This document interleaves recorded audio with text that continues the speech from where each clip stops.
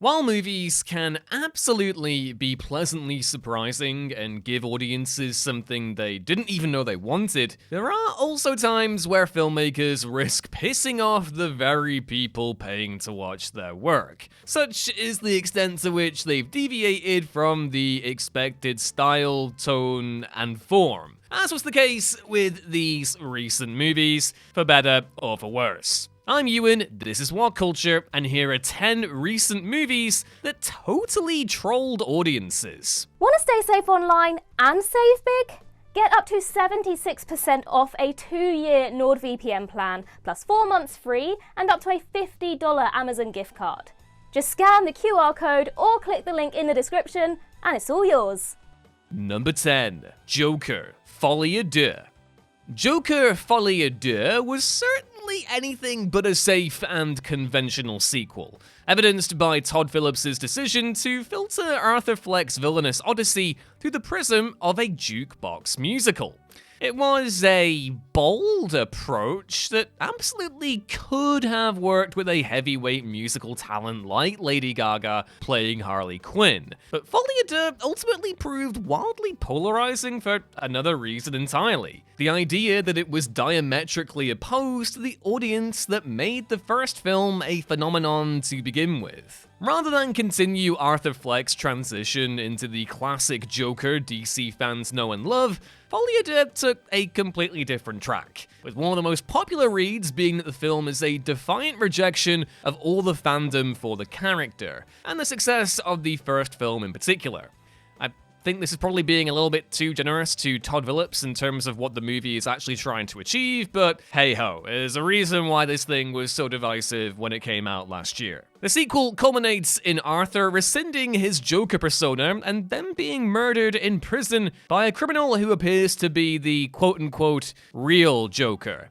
We are now one Joker away from the devastating 3 Jokers scenario, people. This is not a drill. A weird end to one of the most tiring movie narratives of the last decade. Number 9. Civil War. Alex Garland's blistering dystopian action thriller Civil War was a critical and commercial success, though suffered a significant backlash as some viewers criticized Garland's quote-unquote apolitical stance to the central conflict. For better or for worse, Garland flat out refuses to contextualize the war between a tyrannical US government and secessionists, nor explains how states as classically opposed as Texas and California could possibly end up joining forces. While some praised Garland's approach for avoiding on-the-nose political allusions and instead allowing the film to focus on its characters as a sort of quote-unquote tribute to journalists, others criticized it as cowardly, that by refusing to draw political lines of the battling factions, he basically made a non-committal both sides war movie. To some, this stance ruins the whole thing, while to others, it's exactly the reason why they like it so much. Its own civil war, in a way. Number 8. Kinds of Kindness. Even for those well acquainted with Yorgos Lanthimos' singular, aggressively odd filmography, his most recent film, Kinds of Kindness, was, well, something else. Despite being sold on the strength of its spectacular central cast, led by Emma Stone, Jesse Plemons, and Willem Dafoe, Kinds of Kindness is a 3-part anthology film where the ensemble cast plays a different character in each story. There's no real thematic reason for Lanthimos to recycle actors beyond his own amusement with the idea, which, when combined with all the usual Lanthimos-isms, stiff dialogue delivery, jarring editing choices, and unsettlingly off-key music, makes for arguably his most bewildering and maybe challenging film to date. It feels like Lanthimos is almost begging audiences to dig down deep in search of wider meaning that may or may actually not be there at all. That is to say, the filmmaker spent $15 million of studio money to basically mess with viewers, and their expectation that a movie should make some sort of sense, even at a mere abstract level. Number 7. The Coffee Table. Okay, so first off, if you haven't seen the Spanish horror comedy The Coffee Table yet, well, you should probably just go do that right now before anyone, especially this dingus right here, can spoil it for you. And also only do that if you have a clear afternoon ahead where you can process everything that you've seen, because hoo boy, this one is a doozy. So with that in mind, we'll keep this entry somewhat vague. The synopsis of the film seems to imply that it's about a troubled couple who buy a cursed coffee table, causing all manner of darkly hilarious shenanigans. But that couldn't really be further from the truth, because the coffee table actually revolves around a, well, deeply traumatic accident, shall we say, involving said coffee table, which happens early in the film. Just about the worst thing that most people could imagine happening to them in their lives. The rest of the movie then follows the grim, gut-wrenchingly tense fallout of this incident, ensuring anyone who watched it expecting a more conventional haunting movie was left totally gobsmacked and maybe even a little sick to their stomach. Brilliantly, the movie's trailer also plays dumb to its true concept, cleverly cutting around the shocking moment and making the film seem considerably more normal than it actually is. You've been warned. Number 6. The Brutalist. The Brutalist is one of the most acclaimed films of 2024, and for damn good reason. It's an ultra-ambitious, brilliantly acted, visually stunning dramatization of the inevitable conflict between art and commerce, with writer-director Brady Corbet seemingly passing self-reflexive comments on Hollywood itself. But after over 3 hours of increasingly severe, bleak drama, the film ends on something of a jokey, wildly unexpected punchline. The 1980 set epilogue ends with Laszlo Toth's niece Sophia signing off with an ambiguous departing line. Quote, "No matter what the others try and sell you, it is the destination, not the journey." And then the credits roll to the oddly upbeat Italian disco tune, One for You, One for Me. Corbet taking a sharply left turn from the sort of moody, emotional climax many surely expected him to deliver. This simply isn't the way you're supposed to end a quote-unquote prestige movie, with a tonally dissonant musical choice and deeply ambiguous final line that's a bit of a litmus test for audiences. Much like The Brutalist's third act as a whole, the inscrutable ending seems to have split viewers firmly down the middle, many disappointed that Corbet opted to end his sumptuous epic with such a peculiar rug pull. Number 5. In a Violent Nature. To take one look at In a Violent Nature, you'd assume it would be a new straight-up slasher flick, given that the marketing focused largely on images of a hulking serial killer stalking hapless young victims. But Chris Nash's film is probably best described as a deconstructionist slasher, given that for the bulk of the runtime we follow the killer, Johnny, while the human protagonists are shoved to the periphery until their time to die comes. Nash's slow, dialogue-sparse filmmaking style has more in common with, say, a Kelly Reichardt film than a Friday the 13th movie, and has certainly caught many horror fans off guard when they caught it in theaters last year. This is best evidenced by taking a quick glance at the wildly polarized user reviews, with many criticizing the film for its apparently sluggish pacing. Love it or hate it though, Nash absolutely committed to the bit, bamboozling gorehounds by giving a prototypical slasher movie a provocative, sort of art-housey style. It's safe to say that the in-development sequel probably won't be able to troll audiences quite so easily, as they'll now have a better idea of what they're in for. Unless Nash pulls yet another rug pull, which I'd be excited to see. Number 4. Rumors.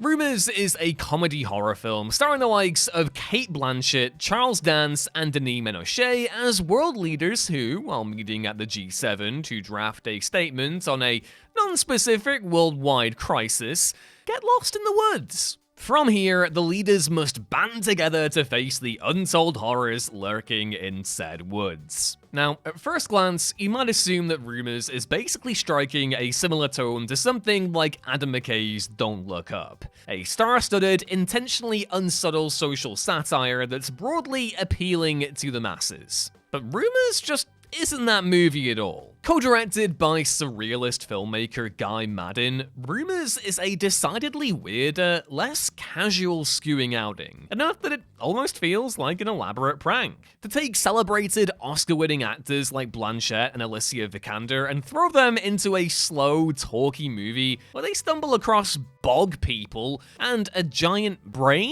in the woods, is far from what many expected when they first heard the concept, I'll bet. For anyone who expected Rumors to be Maddin's mainstream breakthrough, well, that clearly wasn't his intent at all. For better or for worse. Number 3. Megalopoullis. There are certainly those who consider Megalopoullis to be Francis Ford Coppola's entirely serious-minded attempt at a career-capping magnum opus. But come on. This is a movie where Shia LaBeouf plays a fascist demagogue called Claudio Pulcher, and Jon Voight pretends that the crossbow he's hiding under his duvet is, in his words, a boner, which he promptly fires into the chest of Aubrey Plaza's Wow Platinum. Wow Platinum! What a name. There's no denying that Megalopoullis was Coppola's decades-in-the-making passion project. But it's also far less serious business than many were probably expecting. Far from his greatest triumphs, namely The Godfather and Apocalypse Now, Megalopoullis is an unexpected farce which caught just about everyone watching off guard. Now, importantly, this is not to say that Megalopoullis is some kind of misunderstood masterpiece, because it absolutely isn't. But it was nevertheless fascinating to see such a celebrated filmmaker deliver something so peculiar, so intentionally opposed to his most celebrated films in the twilight of his life and career. And also to give us a movie where Aubrey Plaza again plays someone called Wow Platinum. Kind of just have to root for a movie when it does that. Number 2. Baby Invasion.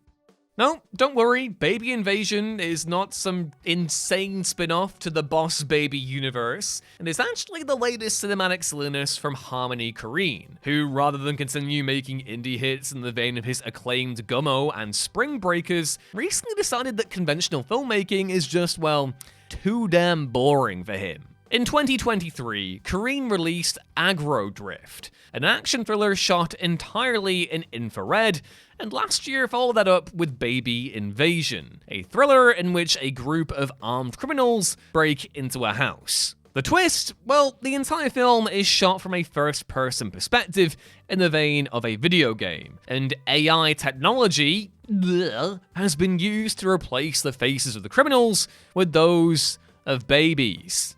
Sure does sound like a AI sloppy moment, that's for sure. And honestly, should we really have expected anything else from a director who named his own production company Edgelord? Like, come on, this is just peak cringe. Now, while some have praised Korine for daring to tinker around with cinema as we know it, I guess there is one way of calling it, others have dismissed Baby Invasion as a restless exercise in messing with the audience, and one which wears out its welcome in record time, especially given, again, the whole AI slop component it has going on. And number 1, Broken Rage. For anyone who scrolled through Amazon Prime recently, and my sympathies to you, and marveled that a new film from legendary actor-filmmaker Takeshi Kitano had landed on the platform, they had no damn idea what they were getting into with Broken Rage. Quietly dumped on the streaming platform back in February, the poster makes it look like a dark crime comedy in the vein of Kitano's prior work. That couldn't be further from the truth. Broken Rage's head-scratcher of a gimmick is that the same short story about an aging hitman, played by Kitano, trying to earn his freedom is told twice. Once as a serious-minded thriller, and once as an absurdist comedy. The result is a film that intentionally upends its tone entirely at the midway point. Beyond that, for anyone keen to complain about the movie's obviously low budget, Kitano beats them to the punch, as text messages from audience members occasionally pop up on screen to criticize the production values and other aspects of the movie, including pacing. Whether you consider Broken Rage a successful experiment or not, it's simply neat to see the 78-year-old Kitano continuing to play around with cinematic form so deep into his storied career.